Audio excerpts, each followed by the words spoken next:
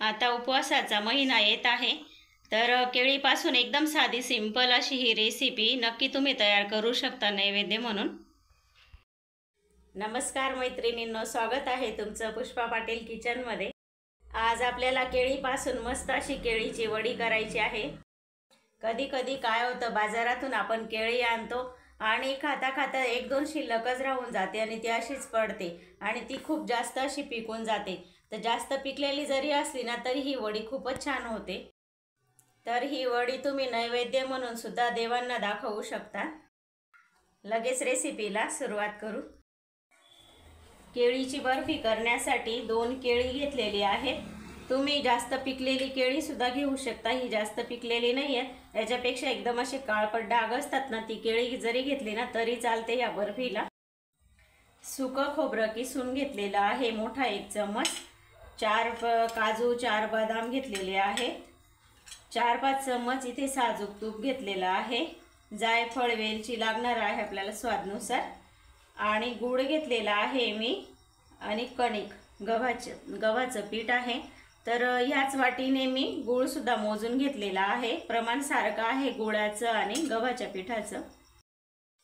सगळ्यात आधी आपल्याला ही केळी सोलून घ्यायची आहे आणि एकदम बारीक अशी मॅश करून घ्यायची आहे। तर हे आधी आपण बारीक असे कट करून घेऊ, म्हणजे मॅश करायला सोपे जातील।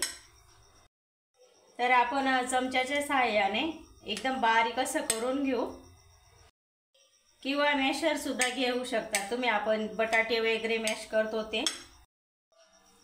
केळी बघा व्यवस्थित अशी बारीक करून घेतलेली आहे। तुम्ही असं न करता मिक्सर मध्ये सुद्धा करू शकतात। आपण जो गूळ घेतलेला आहे त्याचं आपल्याला पाणी करून घ्यायचं आहे। त्याच्यासाठी मी एक पातेली ठेवलेली आहे।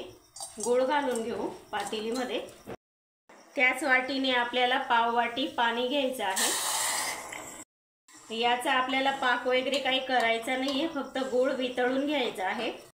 गूळ मऊसर असल्यामुळे पाण्यामध्ये तो लगेच विरघळून गेला। 1 मिनिटातच गॅस बंद करून देऊ।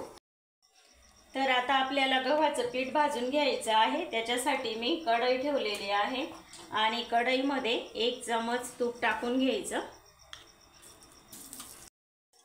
आता ह्या तुपामध्ये आपण जे काजू आणि बदाम घेतलेले आहेत ते थोडेसे आपण परतवून घेऊ।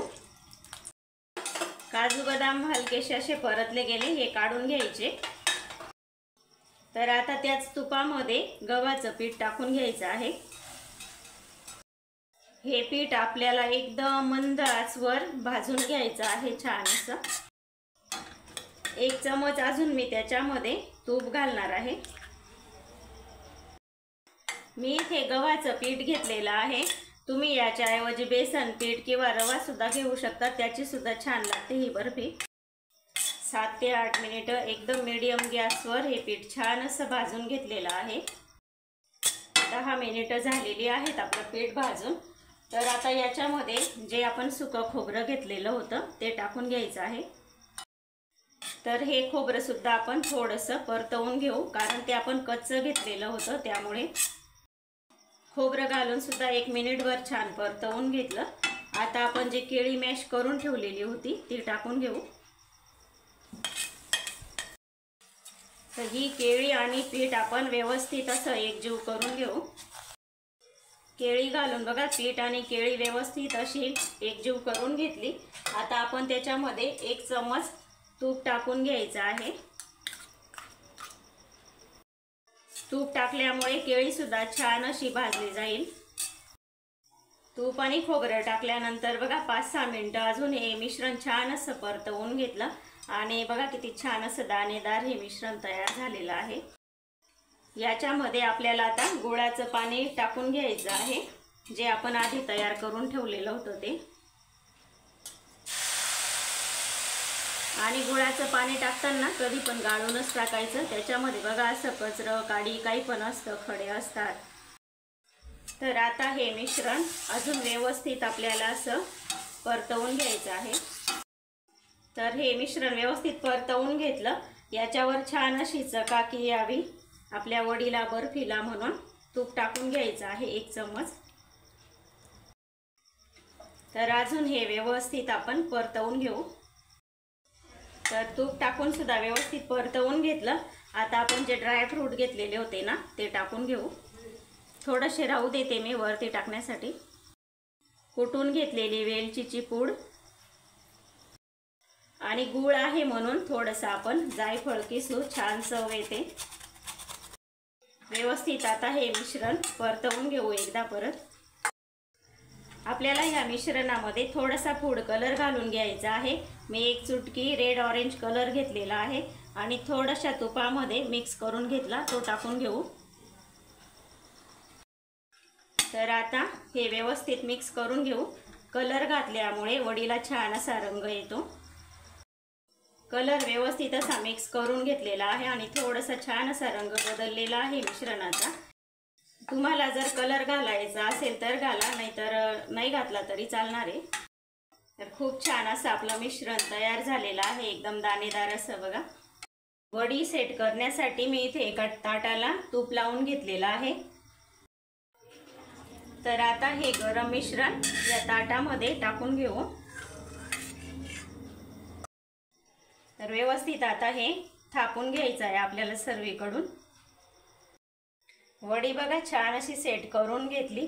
याच्यावरून आता हे काजू बदाम आपण उरवलेले होते ते घालून घेऊ. तर बघा छान काजू बदाम सुद्धा लावून घेतलेले आहेत. आता ही वडी आपल्याला अर्धा ते पाऊण तास थंड करून घ्यायची आहे आणि नंतरच वड्या पाडायच्या आहेत. अर्धा तास झालेला आहे बघा आणि छान अशी ही वडीचं मिश्रण आहे ते थंड झालेलं आहे. आता आपण याच्या वड्या पाडून घेऊ. तर तुम्हाला पाहिजे त्या आकारामध्ये तुम्ही वडी कट करू शकता. उभ्या मी कट करून घेतल्या, आता आपण आडव्या करून घेऊ. वड्या कापून घेतल्या, आता आपण वडी काढून घेऊ.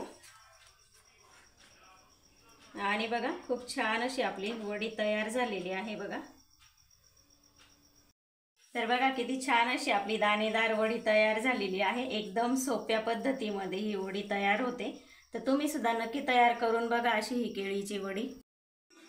तुम्हाला ही साधी सोपी केळीची रेसिपी आवडली असेल तर लाईक, शेअर, सबस्क्राईब करायला विसरू नका. धन्यवाद.